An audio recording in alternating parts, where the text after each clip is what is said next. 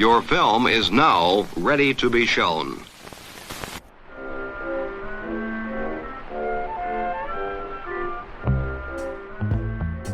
Good morning. I'm Justin Hendricks, editor of Tech Policy Press, a nonprofit media venture intended to provoke new ideas, debate, and discussion at the intersection of technology and democracy. The ubiquity of cameras in our phones and our environment, coupled with massive social media networks that can share images and video in an instant, means we see often graphic and disturbing images with great frequency. How are people processing such material? And how is it different for people working in newsrooms, social media companies, human rights, and social justice organizations? What protections might be put in place to protect people from vicarious trauma and other harms? And what is the ultimate benefit of doing this work? In their new book, Graphic: Trauma and Meaning in Our Online Lives, Alexa Koenig and Andrea Lampros set out to answer these questions. And just a warning, this discussion does include mention of graphic images. So I'm Alexa Koenig. I am co-faculty director of the Human Rights Center at UC Berkeley School of Law, and also co-founder with Andrea Lampros of the Investigations Lab at the Human Rights Center. And I'm Andrea Lampros. I am the communications director at the Berkeley School of Education at UC Berkeley. And I co-founded the Investigations Lab with Alexa and have worked on the resiliency piece of the lab when I was there at the Human Rights Center. You are the authors of this new book, Graphic: Trauma and Meaning in Our Online Lives. This book is a sort of mixture of primary interviews and also secondary research and a kind of synthesis of ideas. How long have you been working on it? Really, we've been working on it in a conceptual way since the launch of our lab in September 2016. Almost immediately, as we were beginning to partner with Amnesty International and other organizations to try to train students from across the Berkeley campus how to find information on social media spaces that are relevant to human rights issues and how to verify the accuracy of that information. Some of our partners who'd been working as journalists and human rights researchers really pointed out to us that a big side effect of engaging with social media content so intimately is the psychosocial ramifications of it.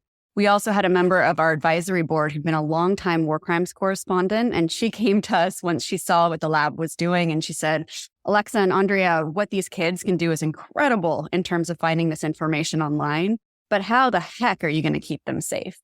And I think up and until then, we'd really thought about safety in the human rights and social justice space as physical safety, and maybe underappreciated the extent to which we also needed to be thinking about psychological safety.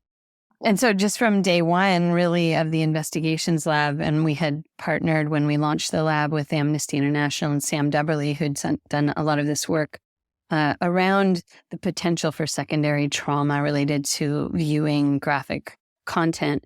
So really from the beginning, we as students were in the very first projects really looking at video after video of what was happening in Syria, for example. And just alongside that, we did some very first training and looked at what some of the research said about how do you have some awareness around this. And so it's evolved quite a bit from that time, but really from, I would say, this work has developed just along with the work we've done with the Investigations Lab and through its many iterations until now. This book starts with arguably 4 very graphic images, and I'll just read them. Bodies wrapped in black plastic bags are thrown into a makeshift mass grave by stunned and stone-faced men, landing with thuds each upon another. A man enters a hospital carrying a baby in a blood-stained blanket. One tiny limp hand poking out. A distraught mother follows just behind. A woman plays her piano in a bombed-out home, a note of elegance amid the destruction around her. A person riding their bike on a lonely suburban street turns a corner, dismounts, and is suddenly felled as armored vehicles fire multiple rounds. These all images from the invasion of Ukraine by Russia just in the last couple of years. And I'm sure some folks listening to this, they hear those words and they can imagine those images, many of which are sort of seared into our minds. I guess I want to ask you a big picture question just to start. You know, when we gave everyone a camera, we put that device in everyone's pocket. we connected them almost in a ubiquitous fashion to the internet. How has this changed the way that we as humans sort of interact with trauma that's happening all around us? I think it's really impacted us in a number of ways. One aspect of it, of course, is what some people have called the democratizing aspect of having cameras in everybody's pockets. We're having perspectives on war and conflict in a diversity of ways that we've never seen before. So when you have, dozens of videos coming from a site of atrocity, it's a very different experience as a viewer than when you had one very carefully curated picture that was selected, say, to put in an article in the New York Times or the Washington Post, et cetera. I also think that when you think about the information that's shared on social media, you've got individuals who are trying to get the international community to respond. And so they're often sharing the most emotional clips that they can, the most graphic content that they can possibly capture to try to drive that attention and compete with the many videos and photographs that are already out there. That's very different than journalistic packaging of imagery, where you have journalists who've been carefully trained in ethics, who've thought about the responses of an audience and are trying to minimize the potential harm and get people to engage with some more of the content as opposed to respond or react. So I think those are two things that just immediately come to mind. And yet it's so important that we're able to know what's happening in places in the world where there are no journalists or reporters on the ground. So the changes that we've seen in terms of technology and smartphones in people's hands and connection to the internet and being able to get information out from places where news wasn't coming and videos and photographs and everything and human rights violations were able to be committed in the dark for the world. This is a moment in time when this, is important and positive that we can see what's happening. And so that's why this book is sort of an attempt to look at, okay, this is a different moment, and not just for journalists and for investigators and for lawyers and for others who are engaged in it on a daily basis, but for everybody. And how do we think about it? And how do we start to think about keeping ourselves safe so that we can continue to stay engaged? And that's one of the reasons why we wrote this book, is so that we really can think about that, because we didn't write this to say this is negative or positive, but this is really just where we are and how do we grapple with it in ways that are healthy and sustainable so that people don't either become completely numb or retreat from the world. While this is a different moment, you do take effort to situate it against a long history of literature documenting and witnessing trauma. You mentioned images, for instance, that have been pivotal in understanding everything from the Civil War to World War II era Warsaw. You pause on the 1955 image of Mamie Till above her son Emmett in Chicago, images from 9/11, from Vietnam, from Abu Ghraib, on and on. What does that history and literature tell us? How does that help us understand this moment and how we ought to think about what to do with the flood of images on social media? I think it tells us a few different things. One, just how powerful imagery can be to igniting conversation. So certainly Emmett Till's murder is the photo from that and from his mother looking on and refusing to close his casket, asking journalists to take pictures of what had happened to her son. That has largely been credited as really igniting or helping to ignite the civil rights movement.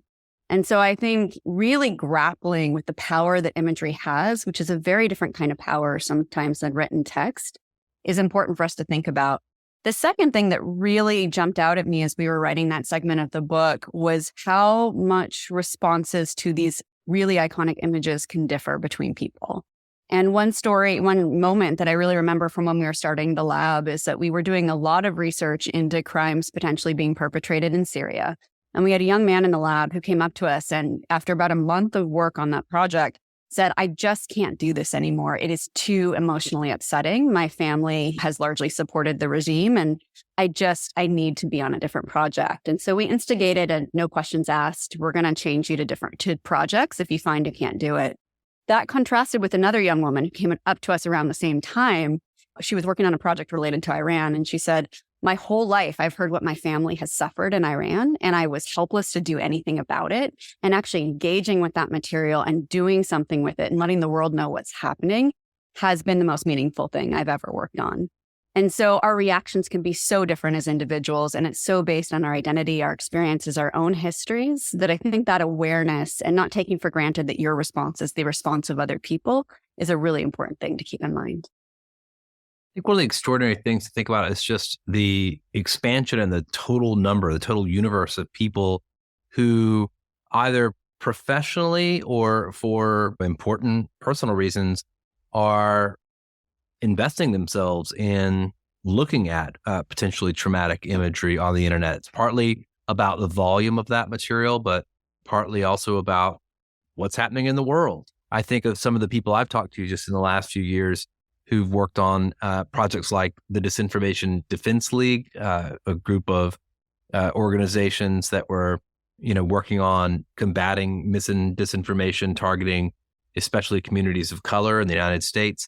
I think about even my own experience after January 6th. I looked at hundreds of hours of social media video from the attack on the Capitol and my own experience of, I think, having a hint of some of the types of experiences that you describe in this book. It was important work to do. Some of the clips and things that we were able to find ended up referenced in the second impeachment trial of Donald Trump and later by the January 6th committee. But that physical and psychological impact of being hunched over that material for so long, I feel that a little myself. What did writing this book tell you about the biological, the psychological impacts of perpetually looking into these various abysses? I think that one thing that's super important in what we've really learned is understanding that you can have some of the similar physical and psychological reactions to secondary viewing of something than you can firsthand. Now, of course, firsthand trauma, we're not trying to compare that and the suffering of what happens to somebody firsthand. But what we do know is that this stuff does affect us. And of course, through time, journalists and human rights workers have sort of taken the more tough it out attitude of, this, my suffering and looking at this and engaging with something so difficult, it doesn't compare at all to what someone experiences firsthand. I don't need to take care of myself. I can just have a drink at the bar later, or I can just struggle through. And as you just said, the sheer quantity of this now and how ubiquitous it is in our work and in our lives, it does beg the question of how are we managing it? And can we do it differently? Do we have to have this same kind of sense of tough it out, or, just more of a macho mindset around it? Or can we think about how to have some balance so that we can continue to do this for the long haul? Because that's what it's going to take. It's not going away. We're not going to go back in time. And so we need to think about, how do we do this? How do we manage it for ourselves so that we can keep doing it and keep ourselves safe along the way? We've never lived through this kind of a phenomenon in human history before, where you were just bombarded with this much content from all over the world. If you think about how algorithms are feeding us information that we're not even looking for. You may be on TikTok and you've gone on there for a few minutes of enjoyment or entertainment, and suddenly you're being fed potentially very graphic material. Same thing on YouTube, Twitter, etc. So I think that as we were working in these communities of practice and really seeing what people were struggling with, we realized that there was really there was a lack of awareness in the general population too about how to actually minimize some of the harms, which I'm sure we'll talk about in a little bit.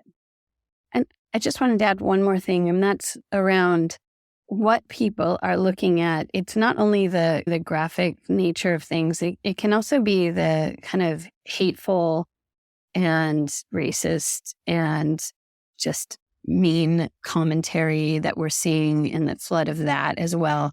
I just wanted to share one story. One project that we had in the lab was students were looking at pulling off the internet just things, hate speech against immigrants. And this was a few years ago. And, the kinds of things that students were coming across was just absolutely heinous. And after a while, even though the content wasn't graphic in nature, it was, they were having a visceral reaction to it. It was emotionally really taxing And so I think that's something to keep in mind as well. It's not only the imagery, it can be the words as well. And one thing we did in that project is we got all the students together and we had a circle for people to talk about it. We often did that, but they were talking about, how can we find some words to counter the words that we're seeing here? What do we know to be true about immigrants?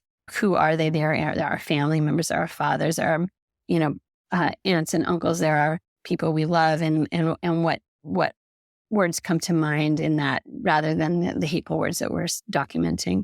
So that's just one example of some ways we've tried to counter that. I also think that one thing that jumps out to me is that what we're seeing in the social media space is very similar to what they were seeing with drone operators, where drones were being used for extrajudicial killings or targeted killings back around 2010, 2011. There was a feeling that drone operators were going to be much, quote unquote, safer than people who would traditionally go on bombing runs, because instead of actually being in an area of combat, they would be thousands of miles away, say in New Mexico or Arizona or wherever, basically taking individuals out remotely. But what was underappreciated at the time, and what the social science has shown, is that they were actually sometimes having equal or even more extreme psychological reactions to their jobs than the people who were part of military units in conflict areas. And one of the big reasons, or at least the theories around this, is because they didn't have the same kind of social support. They didn't have other people who really understood what they were going through. At the end of the day, instead of having, say, a drink or hanging out with other people who'd had similar experiences, they were maybe going home to a partner or a child who had a very different day that was completely unrelated to war. And there's something about that community and that isolation that can be both protective or harmful. We had a woman come to visit us who was very high up in the human rights movement, and she saw sort of a sampling of what our students have been doing on our investigations. And she said, "This is incredible.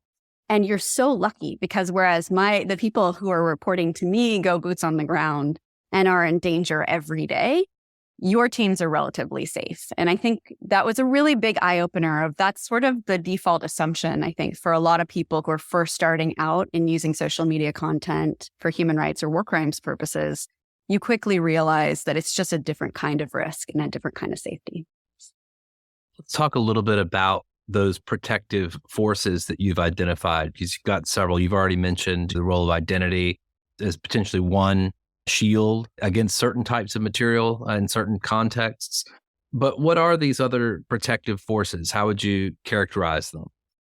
One of those protective forces is community. And again, we've seen this a lot with the investigations lab, of this community of practice of students together and going through this together, collective viewing, collective grieving, really. But it is something that when we really looked into it more, we knew that kind of just anecdotally the power of that, because just on a basic human level, being able to turn to somebody and tell them how you feel, or to know that they too have seen that same image, and maybe they go home to a housemate who has no idea what they do in that investigations lab and the kinds of hard things that they're seeing, but they have that community within those that they're working with. And so that we knew anecdotally, but then when we looked into this more from a research perspective, looking at the positive psychology of Martin Seligman and what he has to say about the power of relationships, really is a cornerstone of resilience. And that whole theory, well-being theory, where that's just, has to do with community, really, and engagement and connection and meaning. And all of those things connect us together and make it possible for us to get through difficult situations.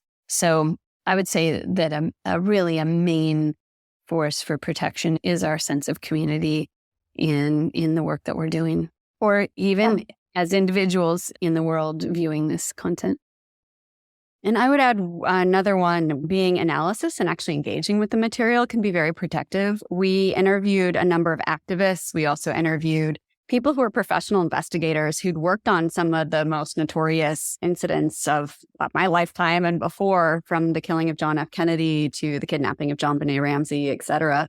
And what we heard repeatedly was that not just passively looking at these images, but actively engaging with them and using your brain when you engage with them can itself be protective, and I think it's because it takes it a little bit out of the emotional realm and into the realm of logic, where we can actually think about what can we do with this imagery or this video to actually have impact. That's in direct contrast to the notion of doom scrolling and just sort of passively flipping through image after image and letting it wear on you and accumulate over time. The second thing I'd say that's somewhat related is one thing we've heard repeatedly from our students, and I think is a phenomenon across the board, is a beginning of a sense of guilt for having a life that's maybe a little less hard than, say, people on the ground in Ukraine or Bangladesh, Myanmar, et cetera. We heard about one woman who was brushing her teeth. She just put her kids to bed. She's here in California.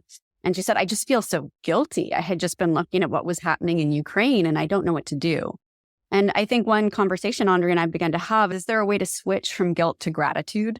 So instead of this notion of guilt for having something when others don't, having gratitude for what we do have and using that to empower us to think about what we can actively be doing to try to use the privileges that we have to support people who may be less fortunate. I'll just point out that this book makes reference to a lot of social science. And I guess on this subject, you cite a study by Adam Brown, Meg Satterwhite, Sarah Nucky. If it has purpose, it's less distressing. If it has purpose, it's less distressing. This sort of idea that if you can see an end, see an answer or some kind of positive step that can be taken in the work of looking at traumatic imagery or material, that somehow that lessens the emotional toll. Their research was really a backdrop for us in this work. And they actually have had two studies, that one and another one around a culture of unwellness. And both have been super informative in thinking about how to grapple with this. And that very question of what is your purpose in doing this and the meaning of the work is just essential and an essential protective force in it. And I just wanted to say about that, we had a lot of conversations for the book with content moderators and others who were sort of thrown into this. And this is like an extreme example in how social media companies have treated people who are just looking at terrible content. And often a lot of what they would say to us is that, we were thrown into this and we still wouldn't know what the outcome was. We didn't have agency in it. We were, yes, look at this, take this down, but we don't know, is anything going to happen? There's actually a really great piece that was done on Verge and some other interviews with these content moderators. And one of them was just crying because he was looking at, and he had a real reaction to the harm that was being done to animals on social media. And he just never knew, did something happen? Did anything come of that to protect anybody? So that's why it's been really important for us and with students to make sure that they know the impact of their work. Maybe it's just in bearing witness, just in documenting that that there's value in that you are being intentional and listening to someone's story and relating that and documenting it. And so that may be the only outcome you see. You may not see justice at the International Criminal Court, but you might know that you contributed in that way, and that has meaning in and of itself. With regards to purpose, another body of literature that I think is really important comes from psychology. So there's two psychologists who are in Turkey who've tried to support people who've gone through mass atrocities, whether it's the result of earthquakes or war. And one of their big theoretical observations is that anxiety often stems from feeling like you have a lack of control over what's happening, and that depression comes from having a lack of hope that things are going to be better for the future. So having a purpose in our exposure to some of this graphic or upsetting imagery can really help, I think, with both of those phenomena. First with anxiety, because if you do have a way to respond to what you've witnessed, that gives you some sense of control, even if it's a small sense of control over the world around you and what's happened and is happening. And second, if you're able to do something with what you've witnessed, that may give you some small spark of hope that something can change, and you're feeding that hope that can be so protective. I just want to pause on content moderators as a kind of maybe slightly separate class from those who are doing this work primarily for the purpose of documenting human rights abuses or other types of injustices. Clearly, we've learned a lot about how content moderators operate, how things go wrong for them. You spend quite a lot of time sort of thinking about how to improve the lot of content moderators. Having done this, let's say a Silicon Valley executive who maybe sits on top of one of the giant outsourcing contracts to some firm that employs thousands of content moderators on his or her behalf. What would you tell them is most important to both protect these individuals from the types of trauma that Casey Newton and his reporting at The Verge and academics before him like Sarah Roberts have referred to? What would you tell them they should do there? And how would you, how would you imbue their work with meaning? It's different, isn't it? I mean, they're working for a big company, and the primary reason to take a lot of that stuff down a lot of the time is just because it sort of drives advertisers away. I have a few things, so many things that I'd love to add to that one. First of all, I think the very model of working with contractors is something that we heard from content moderators was problematic. So are there ways, if you're going to have to use some kind of contracting model, to still make those people feel like they're part of a team and that they're included in your company? I think it's when they're really divorced out that it becomes deeply problematic. Again, I think this ties back to the notion of identity and can you have an impact in the world and who is your community? A second piece is to listen to them.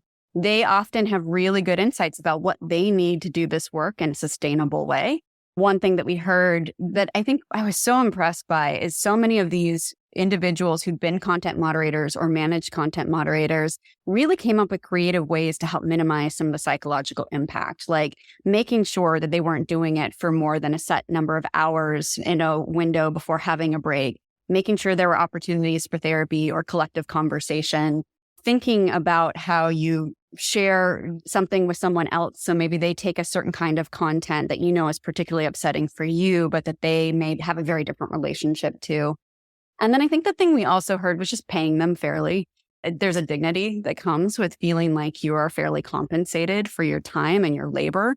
We unfortunately, I think someone used the term and others, probably Sarah Roberts and others, around this idea of them being the garbage collectors of the internet, that we disvalue or devalue this work when it is ultimately so critical to everyone's day-to-day experience. And, I think they have found meaning. So some of the people that we talked with, at least, maybe had left the field or were thinking of leaving the field, but then also said, we also talked to one woman who was coming back into it, in part because they do recognize that they perform such a critical function for society in helping us to have a safer operating environment when we go online. Let's talk a little bit about some of the contradictions in the motivations of social media companies. You spend a bit of time looking at the role that they play in deciding what human rights atrocities and events that get uploaded to their sites, which ones are available to the human rights community, which ones get stamped out perhaps by automated systems before they ever see the light of day.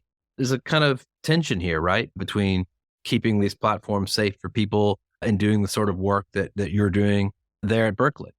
Absolutely. I mean, I think from an investigation standpoint, we'd like more access to often the very gruesome information that's letting us know what kinds of violence is being perpetrated around the world. I think the companies are right to remove that content for violating their terms of service and that they do set parameters around what can be shared openly. However, I think they also have a lot of competing interests that come into play about what they keep up and what they take down. Everything from financial interests and what will drive eyeballs to their platforms. So that sometimes incentivizes keeping dangerous information up. Also, commitments to freedom of expression and access to information that also would keep things up. Privacy considerations, though, fight in terms of keeping things down. There also might be IP considerations. So I think one thing over the past decade that I've grown more appreciative of is just the range of factors that go into what is shared, who it gets shared with, and when it's removed. Now, I would argue that I would love to see the companies maybe take a different calibration in terms of what they take up or leave up and take down. For example, I know some companies have been overly deferential, in my opinion, to political speech, but we saw how that went really wrong in Myanmar, where the military who were circulating hate speech were able to have their posts up, but the activists and others who were being harmed had their content removed. So I think, when you're thinking about human rights of people and the dignity of people, the human rights movement was set up to limit the abuses of states against everyday individuals. And when you prioritize content of politicians, when those politicians may not have the best of intention, you're putting the thumb on the side of a scale that's already very heavily weighted against the everyday person. And I think part of what we would argue for would hopefully help to bring that a little bit better into balance. So let me ask you about the role of automation. You spent a bit of time in the book focused on that. A lot of folks, of course, would look at this problem and say, well, aren't we near to having the AI be able to do this work and we don't have to have the humans? You dismiss that, science fiction, but you do allow that automation is perhaps one answer in some contexts. I would love to see automation used less for pushing content to people to try to manipulate them into making purchases or some other behavior that they weren't necessarily going onto platforms to do in the first place, and more about automation being used to create a pro-social environment, as one person argued in our interviews, in these online spaces. I think one just clear example of how automation could be better deployed is, if we're going to keep this content up, why not have AI detect violence? We know we can train machines to do that and automatically blur or otherwise signal or flag that certain content is potentially problematic. I think there's a lot of tools that we could put into place. One challenge that we're facing right now in an investigation we have is there's over 300,000 pieces of content that have been collected that are potentially relevant. We just can't go through that many videos and photographs. It's not human scale. So we're going to need to use the machines as tools to help us identify the signal and all that noise and make the tasks of investigators and others more manageable. Machines are indispensable to that. So can we just start using them to shape or to begin to harness the information needed by investigators to the investigators, the stuff that's harmful away from the everyday public, and give us more control over operating environments so we can choose better or more effectively whether to look at something, whether to take off the blurring, or whether to disregard it in total. It takes a long time to write a book. And so a lot of things move fast with technology. And so as we, are looking at where we are today from when we started writing, things have, of course, exponentially sped up. The big takeaway for us, too, is really to underscore what Alexa was saying, is that to use this capacity for good, but that means that we have to challenge the profit motive, that we have to think about social media and the digital environment as this is our public infrastructure. How do we think about this, to strengthen it for the public good rather than use it to make money for some? And I think it's really important. And it's critical to the very foundation of our democracy and democracies around the world that we think about that and really realize that we are in, as Maria Ressa said, the last 2 minutes of this with technology. The journalist Maria Ressa said that this is crunch time, given AI, given disinformation, and given everything that's happening. If we don't right now start to challenge what tech companies are doing on this global scale, then we're really in trouble as a society. In that context, is there a message in this book for policymakers, for lawmakers? Is this something you hope they would take from your work? Just that a better operating environment for all of us in these social media spaces is possible. It's just a lack of willingness. We spoke with, for example, Emiliana Thomas of the Greater Good Science Center. If you haven't checked out some of their research, I highly recommend it. But just in talking with her about the conversations she's had with these companies about how small tweaks to the design can radically change people's experiences online in ways that aren't going to decimate their profits, but may make a few less people into billionaires. But at the same time, we all want these social media companies, if they can survive, to survive. They've proven very valuable to a lot of people's lives in a lot of different ways. But some low-hanging fruit changes, I think, are possible, and they just need to be speaking to the right people who've been thinking about this for a very long time. I suppose the last question I have is about the collection of this material for the purpose of human rights investigations. Clearly, we've got the experience of Syria, Myanmar, other atrocities that have taken place in the world. And I don't know exactly where it's at the moment, but I would suspect that the volume of collection in Ukraine must be on a whole other order of magnitude in terms of the type of work that's happened in past. Is it going to make a difference in outcomes? Will some of these atrocities ultimately result in the people who commanded them to happen being held to account? Are you starting to see evidence that's the case, or at least evidence that it's reached a threshold where all of this effort and the trauma that you're describing is a worthwhile investment? I'm optimistic. I think we're already beginning to see cases bear fruit in places like around atrocities in Syria, in places like Germany and other countries that have been willing to prosecute people who end up in their countries. An important thing to remember is just that the arc of justice truly is long. It took 30 years for trials to be opened for the abuses perpetrated by the Khmer Rouge in Cambodia. You often need an entire generation to pass, where initially the people who have hurt so many are still in positions of power. They're very well protected by people in other countries, let alone in their own. So it really takes sometimes the time to pass for their power to diffuse enough that they can actually be apprehended and brought to justice in a court of law. I think the other thing that happens generationally is that when people have just gone through a mass trauma, they sometimes are, and understandably, are more focused on their day-to-day needs of rebuilding schools if they're past the moment of conflict and figuring out how to put food on their table for their families and begin to normalize and stabilize their lives again. Legal justice maybe isn't at the fore of what they're thinking about. So sometimes it's the children of the people who have directly experienced those conflict who, when they discover what their families have suffered, take up the cause and call for prosecutions, and often the time is ripe. I do think that in the context of Ukraine, we've gone from one or two platforms being relevant to a diversity of platforms, which makes the data collection that much more difficult.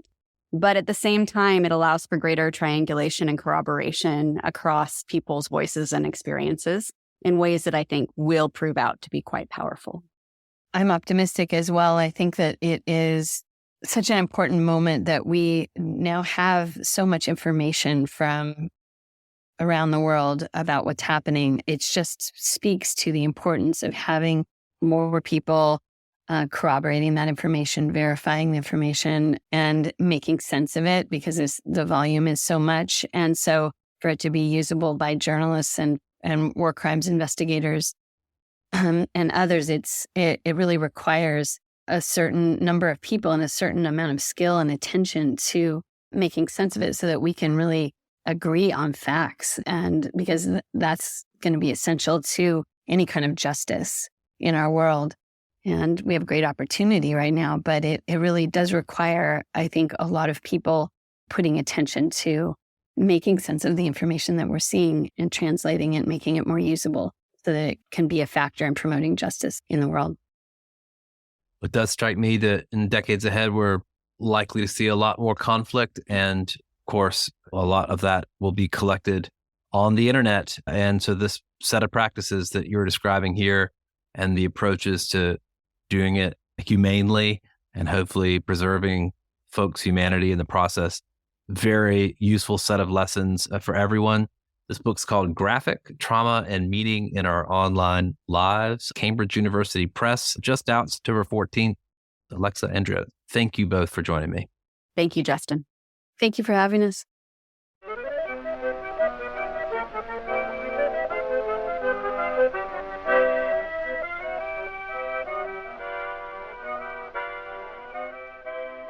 That's it for this episode. I hope you'll send your feedback.